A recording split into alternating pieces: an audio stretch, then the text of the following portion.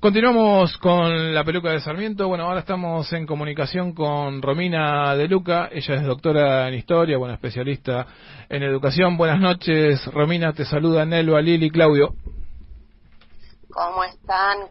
Nelva, Lili, Claudio. Feliz inicio de esta temporada 2023 de la peluca de Sarmiento. Muchísimas gracias y gracias por siempre tu disposición, ¿sí? Bueno, hemos arrancado el año, ¿no? Muy complicado, ¿no? Por la situación política, económica y realmente, ¿no? El sistema educativo argentino no escapa, ¿no? A la crisis permanente e histórica ya, ¿no? Así que bueno, contanos cuáles son tus primeras impresiones. Sabemos, bueno, que estás escribiendo y que, bueno, has posteado, ¿no? Un pequeño análisis, pero muy pormenorizado, ¿no? De la continuidad, ¿no? De esta crisis eterna de la educación argentina. Contanos, Romina, por favor. Sí, tal cual. Yo pensaba, digamos, si tuviéramos como que hacer un diagnóstico que tuviera como dos partes, si querés, y que fuera uno poder pensar el cuadro educativo a nivel curricular y la profunda degradación de la escuela argentina y poder pensar qué expresa esto, y por otro lado cómo se expresa, digamos, en el plano material, digamos, esa degradación, por ejemplo, para hablar del salario docente o de las condiciones de trabajo. Uno, digamos, podría decir que en realidad el 2023 o el inicio del ciclo escolar 2023 no nos trajo nada distinto, pero sí un proceso de un largo, constante y sostenido deterioro de el sistema educativo, el salario docente, las condiciones de infraestructura, que en realidad, digamos, son expresión de una dimensión social del problema, ¿no? Sí. Que tiene que ver con cómo la escuela se adapta a un profundo proceso de degradación y de descomposición social que tiene décadas. Entonces, digamos, como para poder pensar tal vez juntos algunos elementos que muchos hemos discutido, conversado, digamos, en otras oportunidades y así lo hicieron también, digamos, ustedes en este nuevo ciclo, ¿no? Sí. O sea, si tuviéramos que arrancar, digamos, uno, ¿qué podría decir, no? De este 2023. Bueno, estamos ante un cuadro de la misma caída salarial histórica, o sea, en el sentido de, digamos, por mirar dos números, ¿no? La paritaria nacional docente quedó fijada el cargo de testigo en 130.000 pesos, cuando la canasta de pobreza, es decir, que necesita una familia tipo para no ser pobres, medida por el INDEC, que está arriba de 170.000 pesos, pero una canasta medida en forma más realista, como la de ATE INDEC, daba 238.000 pesos en diciembre del año pasado. Sí. Lo que llama la atención, digamos, en realidad que no llama la atención en este cuadro, es la ausencia, digamos, de un marco de luchas que explican, digamos, este cuadro de situaciones, es decir, digamos, frente a tener a la mayoría de la docencia en condiciones de pobreza, es decir, que no alcanza ni la mitad de la canasta de pobreza con su salario, y aún con que trabaje 2 turnos, digamos, va a estar en condiciones de pobreza, y sin embargo, digamos, la foto que tuvimos este 2023 es el inicio de un ciclo lectivo relativamente normal, ¿no? Con la excepción de paros en 11 provincias, digamos, pero en términos generales, digamos, lo que uno observa es, bueno, digamos, salvo, podríamos decir, excepciones honrosas, tal vez el caso de la provincia de Santa Cruz, de la provincia de Santa Fe, que tienen un conflicto que por lo menos en las medidas de fuerza, digamos, promete un poco más. Podemos decir que en el resto de las 11 provincias tuvimos, digamos, paros aislados, ¿no? Y entonces yo pensaba, digamos, esto hablando del cargo de testigo, si tomamos el cargo del preceptor, digamos, estamos muy por debajo, bueno, digamos, entonces, la primera consecuencia de esto es el pluriempleo o la sobreexplotación docente, ¿no? Y también pensaba en provincias como el caso de la provincia de Buenos Aires, donde vos tenés, digamos, un montón de ítems no remunerativos. Bueno, esto también impacta en las condiciones en las cuales se retiran o se jubilan las y los docentes, ¿no? Y tener también, de nuevo, haberes de más pobreza pobreza aún. Pero algo que yo pensaba que tal vez era interesante como para poder reflexionar, ¿no? Es por qué se da este cuadro de normalidad. Y tiene que ver con poder entender, digamos, también que, y esto ocurre también hace décadas, estamos en presencia de una enorme fractura dentro de la clase obrera, que tiene que ver con, digamos, poder pensar, ya no para irnos para la historia, pero sí para poder pensar casi los últimos 8, 10 años, ¿no? Tenemos una en general, los empleos estatales, es decir, en blanco, el trabajo estatal o los empleos en blanco tienden a empatar más o menos la inflación, ¿sí? O sea, podemos discutir si un año fue más o un año fue menos, pero en términos generales uno puede decir, ponele que en promedio se empata la inflación, ¿no? En cambio, cuando tomás a los trabajadores en negro, digamos, solo en los últimos 8 años perdieron por lo menos 45% de su poder adquisitivo, ¿no?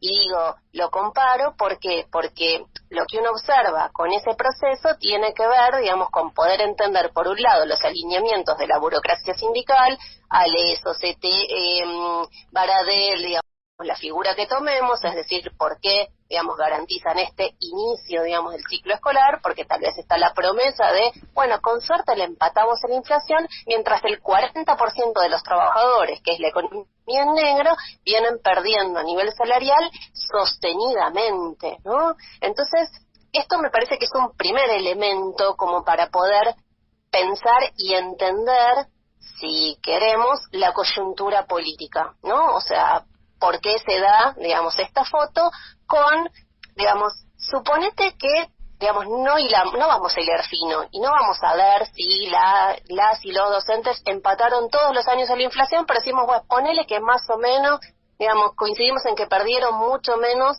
que los trabajadores en negro. Sí, no perdimos tanto, tal vez. Claro, no perdimos tanto, pero en realidad el cuadro de partida de ese no perder es esto que mencionábamos al principio. Hoy la docencia es un trabajo de pobreza, ¿sí? Que somete a la pobreza a sus trabajadores y que si tienen mucha suerte trabajan doble cargo o 3 cargos, como podés trabajar en la ciudad de Buenos Aires, o tenés una changa, que esto también es muy común en la docencia, sos pobre.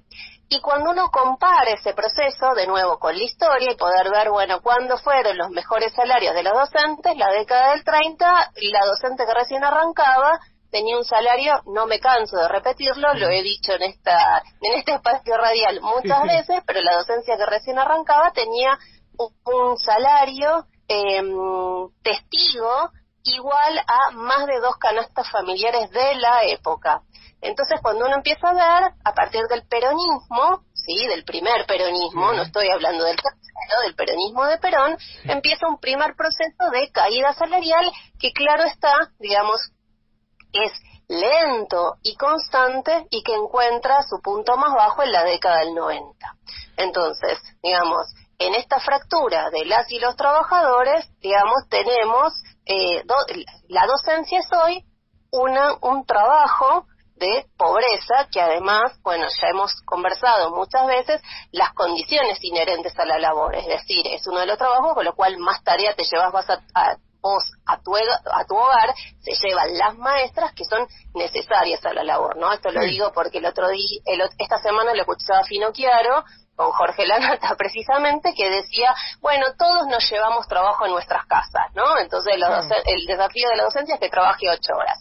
Bueno, Alejandro Finocchiaro, digámosle que la mayoría de la docencia trabaja, digamos, 2 cargos y que además no es equivalente, digamos, la sobrecarga de trabajo que tiene la docencia, corregir, planificar, capacitarte para poder acceder a esas horas que querés tomar porque el salario no te alcanza, ¿sí? Que si contesté un mail por fuera de mi horario laboral, ¿no? O sea, al colectivero esto no le pasa, el colectivero llega a su casa y no sigue trabajando, y se ¿sí? desconecta.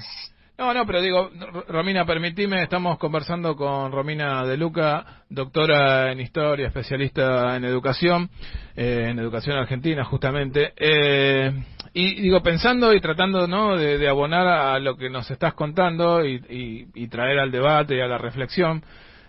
Nosotros también, ¿no?, como programa de radio, como agrupación, lo que venimos planteando es, ¿no?, un poco esto, ¿no?, tomar conciencia, ¿no?, hacer un parate, ¿no?, y empezar a problematizar, ¿no?, que nuestra tarea docente debe ser digna, que debe ser valorada la tarea docente, que tiene que haber una real valorización, ¿no?, de lo que es, ¿no?, el desempeño y la tarea docente. Por eso digo, cuando empezó el marco de la paritaria en la provincia de Buenos Aires, no fuimos ahí a hacernos presente a los delegados paritarios, que obviamente fueron sin ningún tipo de mandato, y les planteamos en la cara, no, la necesidad de empezar a justamente a dignificar la tarea docente, no, con un piso salarial de 300.000 pesos, ¿sí? Y un poco, no, se lo tomaron, no, a risa, no, como que parece un planteo un tanto ridículo, pero decir, digo, justamente que el acuerdo al que arribaron, que recién se va a estar cobrando, ¿no?, el 8 de abril en la provincia de Buenos Aires, nos deja obviamente, ¿no?, en el marco de la total pobreza, pero también por detrás de la inflación, ¿sí? Porque nosotros lo que actualmente vamos a cobrar el próximo martes en la provincia de Buenos Aires es el acuerdo de diciembre, ¿no? Y vamos a arribar, ¿no?, a un intento de recomposición en el mes de abril, ¿no?, con la inflación de enero, de febrero, de marzo y de 8 días de abril, que va a superar ese 15% que ya está acordado. Por eso siempre, ¿no?, vamos bastante por detrás, pero parece ser que se va profundizando, digo, en el sentido de lo que nos venías planteando, ¿no?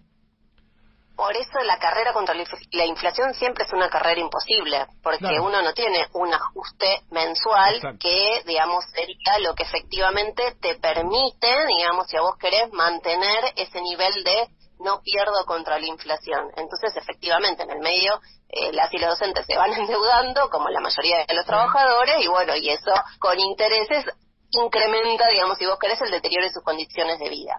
Y esto me parece que es como un primer punto. Pero yo lo que pensaba es que esta es la agenda de la cual en general, si vos querés, se discute. Sí. Pero hay otra agenda, que Exacto. es sobre la que no se discute, que tiene que ver con en qué se ha convertido la escuela, es decir, en poner sobre la mesa el problema pedagógico, y que esta es la contracara, si vos querés, de ese proceso de desvalorización o de degradación material de la docencia. Y cuando digo degradación material, tomamos lo salarial, tomamos la infraestructura, ¿no? Es decir, estamos poniendo toda esa agenda del lado de lo material, si vos querés.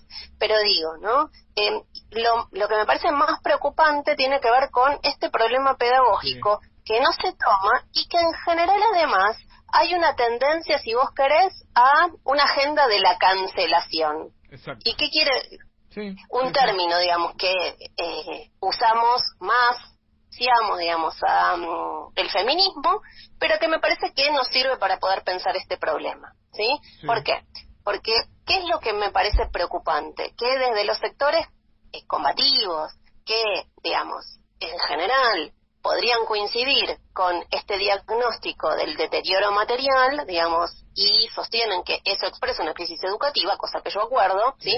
En general hay una negación a tomar esta otra agenda, es decir, el poder el poder ver, mostrar, explicar y entonces pensar cómo intervenimos sobre este proceso de esos números que hablan de la profunda degradación de la escuela argentina. El 40% de las chicas y de los chicos que terminan la escuela primaria no comprenden lo que leen, no pueden resolver una regla de 3 simple. Vayan a sus cursos, pregúntenle a sus chicos de secundario cómo es una regla de 3 simple y la mayoría se le hace un signo de interrogación en la cabeza, ¿no? Entonces, y esto, que además es un total, tiene un claro sesgo de clase. El 70% de las chicas y de los chicos de nivel socioeconómico bajo no comprenden lo que leen. Es decir, tenemos una escuela que con la política de la falsa inclusión está generando generaciones de analfabetos funcionales.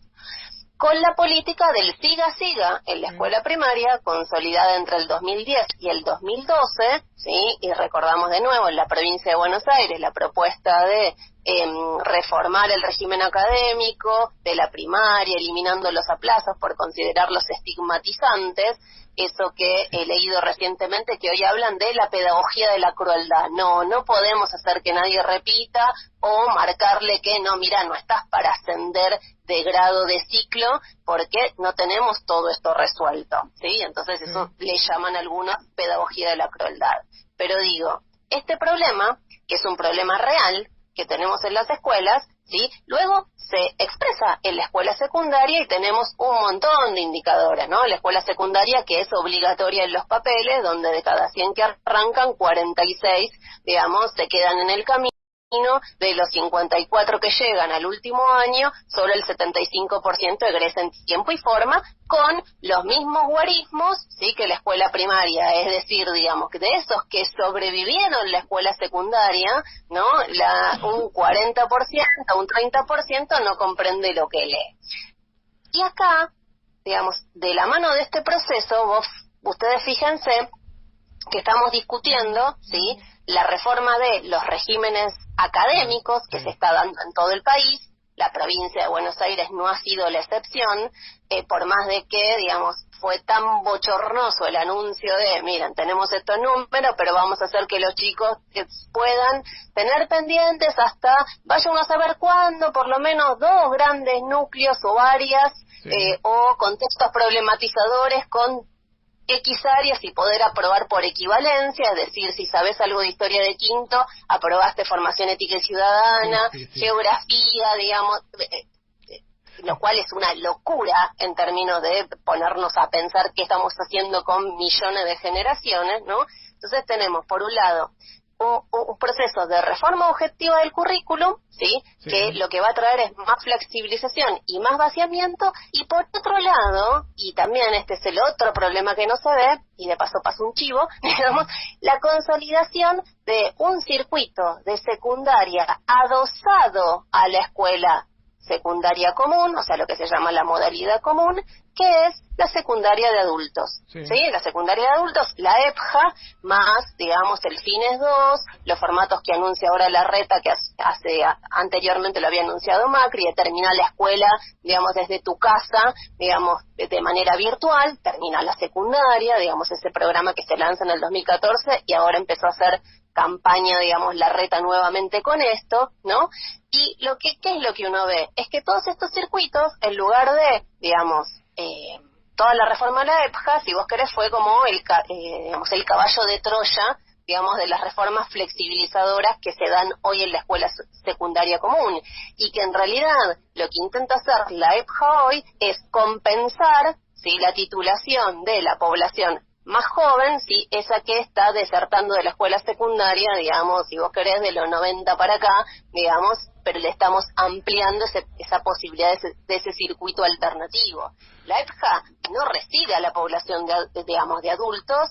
Solo mirar y analizar los censos y las cifras de si tomáramos hasta 29, hasta los chicos que tienen hasta 29, los chicos y los jóvenes que tienen hasta 29 años, tendríamos, sí, el triple de volumen de la educación de adultos existente hoy en todo el país, ¿no? Sobre esto, en un mes, 2 meses, va a salir un libro, digamos, examinando un poco este problema, ¿no? Y yo pensaba, y con esto cierro, ustedes saben que siempre hablo un montón. Yo pensaba, ¿no? Esta agenda curricular no se toma y de la cual no se habla, y lo que me parece más preocupante es que, digamos, no se piensa como algo que tenemos que resolver. Y entonces, en general, desde el campo combativo, de esto no hablamos. ¿Por qué? Porque en realidad, digamos, lo que hacemos es decir, digámoslo.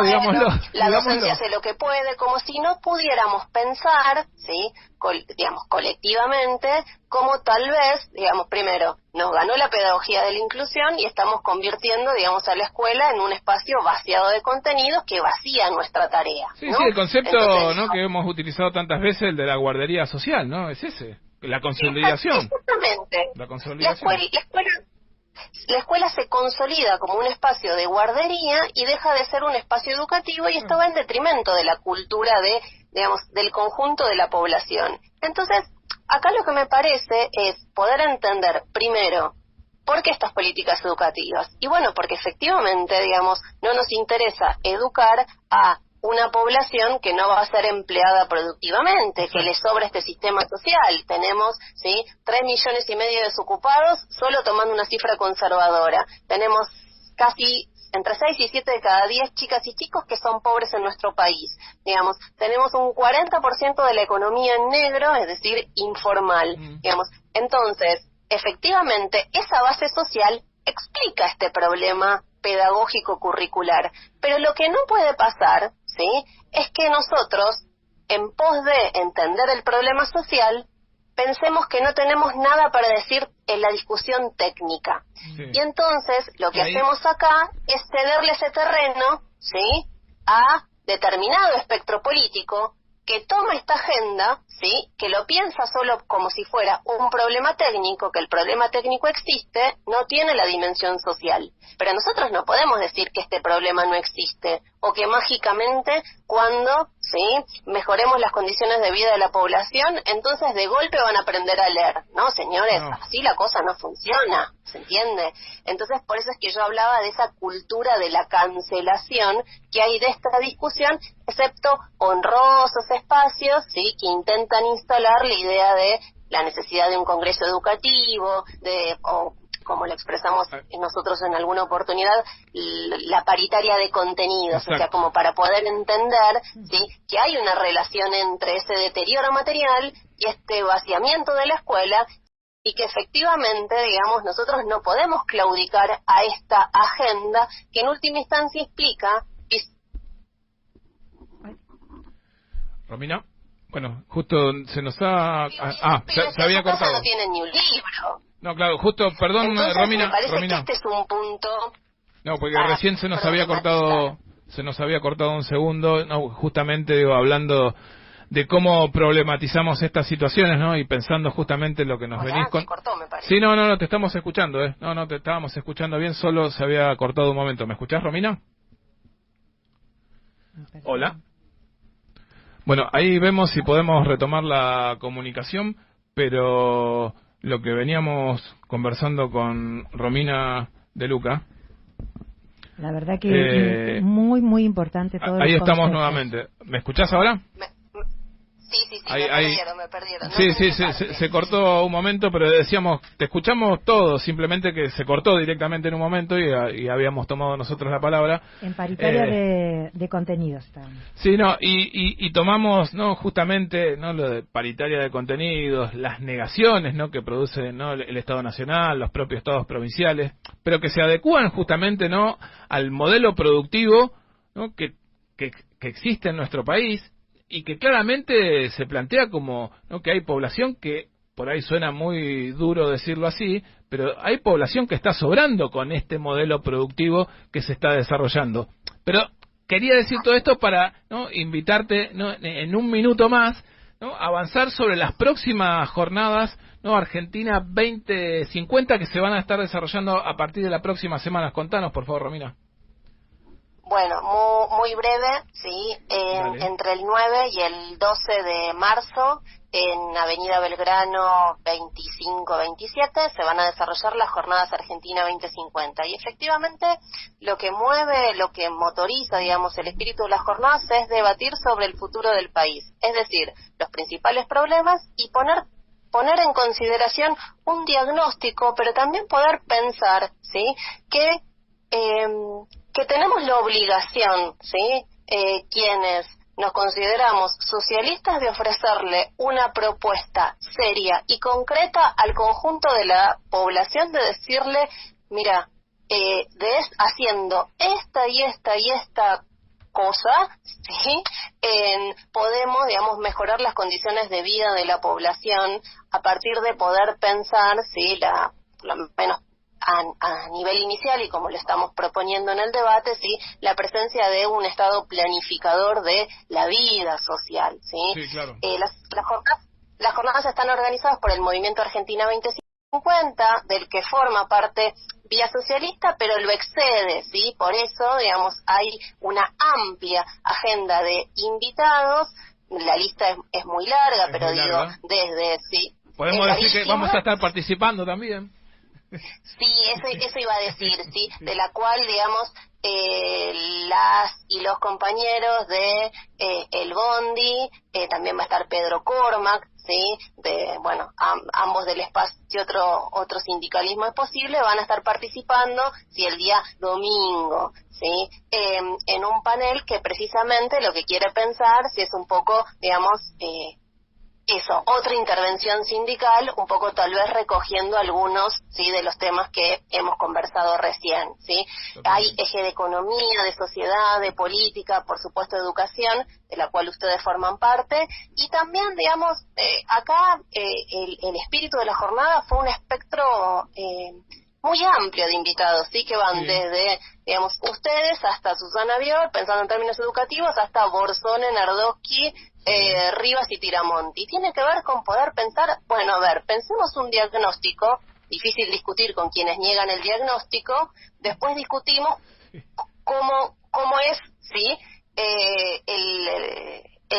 la explicación de ese problema, es decir, a lo técnico ponerle lo social, sí, y efectivamente el poder pensar, digamos, alternativas en las cuales, digamos, en las jornadas vamos a coincidir los invitados o no, sí, pero lo que tiene que ver es con esto, con poder poner sobre la mesa que no hay soluciones mágicas, que no tenemos que esperar soluciones mesiánicas, sino poder pensar, bueno, a ver, ¿qué hacemos, sí? ¿Qué le ofrecemos a la población para decirle, miren, acá hay una alternativa? Sí, pero tener todas las categorías de análisis sobre la mesa en estos días, ¿no? De charlas y debates, ¿no? Exactamente, son más de 41 jornadas que arrancan, si vos querés, desde una mesa de apertura con un panel, digamos, para discutir la coyuntura política, Eduardo Sartelli, Víctor de Genaro, Natalia Saracho y Hugo Cachorro Godoy, ¿sí? Hasta un cierre con un homenaje a Allende. O sea, en ese espectro, en el medio tenemos de todo. Pueden encontrar las redes de las jornadas y poder encontrarse el cronograma, ¿sí? Argentina, jornadas Argentina 2050.wordpress.com o bueno, googleen Movimiento Argentina 2050, Jornadas Argentina 2050 y van a llegar a las redes de las jornadas. Pero bueno, lo que nos interesa, como les decía, es esto, es poder pensar un diagnóstico y una intervención concreta, porque lo que nos parece, como decía antes, ¿sí? Si no empezamos a tomar seriamente los problemas y a poder pensar las soluciones, el conjunto de la población no nos va a mirar como una alternativa. Entonces el espíritu de las jornadas tiene que ver un poco con eso, con poder pensar balance y propuestas sobre qué futuro queremos en 30 años para las chicanas, digamos, que circulan en Facebook.